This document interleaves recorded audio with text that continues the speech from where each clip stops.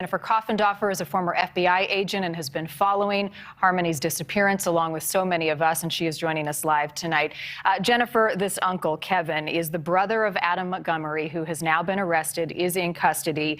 He had interactions with Harmony, and we heard just bits and pieces there. You're privy to some of what he said he witnessed. What can you share? Yes, again, just tragic what this young girl endured, specifically talking about her toothbrush, using it to not only clean the bathroom, which is bad enough, but actually the toilet, being made to stand for hours in a corner until she would actually relieve herself on herself.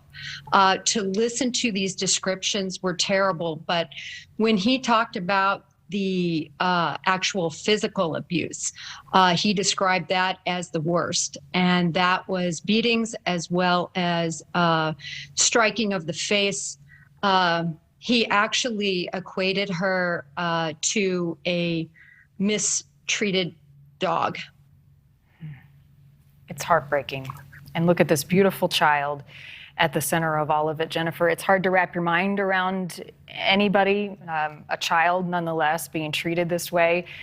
It makes your heart sink. I want to go through these charges. Okay, so felony second-degree assault for Adam Montgomery. Interference with custody and endangering the welfare of a child, misdemeanor. Also, endangering welfare of a child and interference with custody, both of those charges are misdemeanors. Something stood out to me, Jennifer, in the news release that the Attorney General put out earlier today along with police, and it says this: the charges and allegations against Mr. Montgomery are merely accusations, and he is presumed innocent unless and until proven guilty. So as an investigator, based on what you know about this case, help us read between the lines here. Did that stand out to you as well, and what do we make of it? Well, it's something I've been seeing more and more, especially on these high-profile cases where the police departments put in this caveat. And I think it's twofold. I think, one, to remind the public that just because you are arrested and just because you are charged, it does not mean you have been proven to be guilty. Secondarily to that, I think that in the event that these charges cannot be proved, it's a caveat that, listen, this was just a charge and not necessarily beyond a reasonable doubt, which would be required for a conviction. But the question then remains, if those charges are being brought against him now, and that dates back to 2019, why did he have full custody of his daughter? Why was she not in the custody of someone who could care for her in an appropriate way? I'll just leave that question out there for now. However, the public has a big role here in terms of providing information to police. Police have desperately asked for answers. How does the public try to jog the memory from 2 years ago, family, friends, school, anybody who may have come in contact with this little girl? Well, these cases are historical cases, but it doesn't make them weaker cases.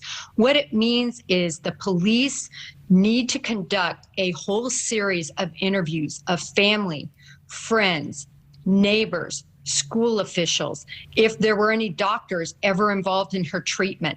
And they can put together these puzzle pieces to show a specific timeline, to show corroborated information regarding how she was treated. Let me give you an example.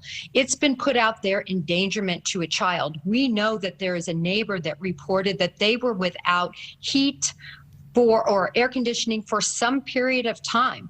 That can be endangerment in and of itself if they are living in an environment that is not livable.